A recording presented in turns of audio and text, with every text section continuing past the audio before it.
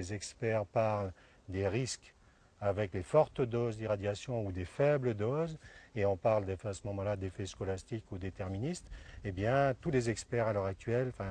que j'estime sérieux, sont d'accord pour dire, lorsque, et c'est facile à comprendre d'ailleurs, lorsque vous êtes contaminé et que vous vivez des jours, 24 heures sur 24, à un endroit où il y a de la contamination relativement faible, et que vous vivez des jours, des mois,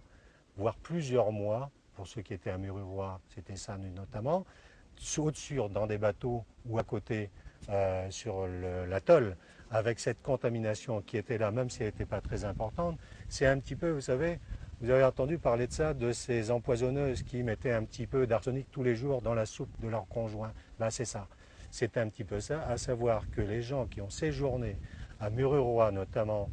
pendant des mois, puisque lorsqu'on était affecté là-bas, on n'était pas pour 24 heures, on restait des mois là-bas sur place, eh bien ces gens-là ont été en contact et ont vécu dans un milieu qui était contaminé, comme je disais, de façon extraordinaire, mais qui était contaminé, et que la contamination qui n'était pas extraordinaire a fait qu'il se trouve dans cet effet scolastique, à savoir que c'est un effet de probabilité que peut présenter l'individu de déclencher une maladie radio-infectieuse.